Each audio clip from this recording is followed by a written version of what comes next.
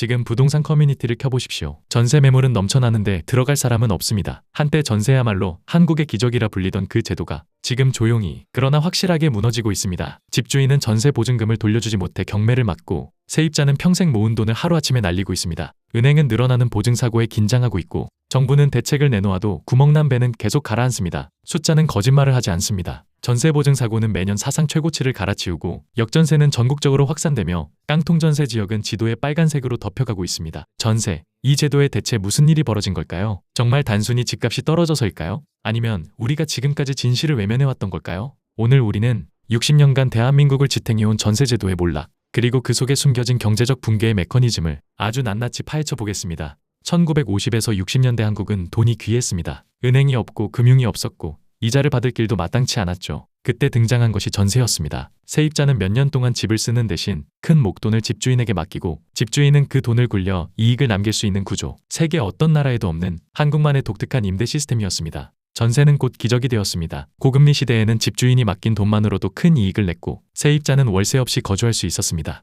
더 놀라운 건 집값이 계속 올랐다는 사실입니다. 전세금은 집주인에게 이자가 아니라 레버리지, 즉 지렛대가 되어버렸습니다. 한국의 부동산 상승 신화는 전세라는 제도를 통해 가속화되었고 그 레버리지의 달콤함을 모든 세대가 공유했습니다. 그런데 이 제도는 처음부터 단 한 가지 조건 위에 세워져 있었습니다. 집값이 계속 오를 것, 금리가 집주인에게 유리할 것. 이 두 가지가 무너지는 순간 전세는 존재할 수 없는 제도였습니다. 그리고 결국 그 순간이 찾아왔습니다. 저금리 시대가 찾아오며 집주인은 전세금을 굴릴 수 없게 됩니다. 은행에 넣어도 이자가 거의 없고 투자처도 마땅치 않았죠. 세입자는 어떨까요? 전세자금 대출 금리가 올라가며 부담이 폭증합니다. 전세의 장점은 사라졌고 단점만 커지기 시작했습니다. 특히 2020에서 2022년 집값 폭등 시기에는 문제가 더욱 심각했습니다. 전세값이 매매가를 거의 따라잡는 지역이 속출했습니다. 전세가율 80%, 90%. 이건 이미 전세가 아니라 세입자가 집값을 떠안는 구조였습니다. 이때 이미 시장은 붕괴의 씨앗을 심은 셈이었습니다. 2023년 드디어 집값이 떨어졌습니다. 그러자 시장은 단숨에 무너졌습니다.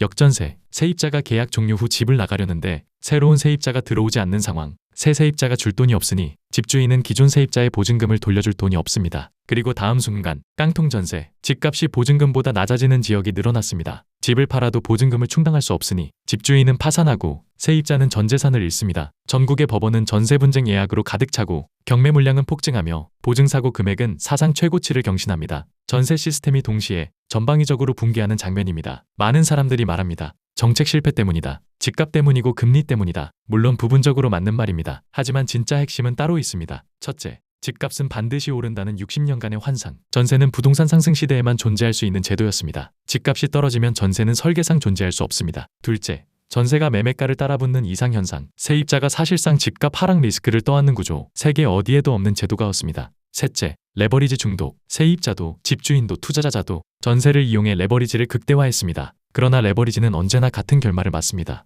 거품이 터지는 순간 모두가 피해자가 됩니다. 지금 집주인들은 전세보다 월세를 선호합니다. 월세는 안정적이고 금리 부담도 없습니다. 세입자들도 전세의 장점을 거의 느끼지 못합니다. 전세 대출 부담, 보증금 리스크, 깡통 전세 위험, 월세가 오히려 안전하다고 느끼기 시작합니다. 전세는 점점 전체 임대시장의 틈새 제도가 될 것입니다. 과거처럼 시장을 지배하는 형태는 다시 오지 않을 가능성이 높습니다. 전세 붕괴는 단순한 주거 문제가 아닙니다. 한국 경제 전반을 흔드는 위기입니다. 전세 붕괴는 이미 부동산 금융 소비 자영업 전방위로 연쇄 충격을 퍼뜨리고 있습니다. 일본도 1990년대 버블 붕괴 후 보증금 중심의 임대제도가 거의 사라졌습니다. 집값 하락, 인구 감소, 공실 증가. 한국이 지금 그대로 따라가고 있는 길입니다. 특히 인구 감소는 전세제도의 가장 강력한 적입니다. 세입자보다 빈집이 더 많아지는 순간 전세는 유지될 수 없습니다. 전세는 완전히 사라지진 않을 것입니다. 하지만 지금 우리가 알고 있는 방식의 전세는 역사 속으로 서서히 사라지고 있습니다. 그동안 누구도 묻지 않았습니다. 전세는 정말 안전한 제도인가? 우리는 왜 이 제도를 당연하게 여겼는가? 전세는 한국 경제가 빠르게 성장하던 시절 그 시대만이 허락한 특별한 제도였습니다. 그 시대가 끝나자 전세도 함께 역사의 뒤안길로 사라지고 있는 것입니다. 혹시 지금 전세 계약을 고민하고 계신가요? 서류에 사인하기 전에 오늘 이야기의 내용들을 꼭 기억하시기 바랍니다. 뜨거웠던 전세붐이 남긴 죄를 치우는 시대. 지금 우리는 그 한가운데 서 있습니다.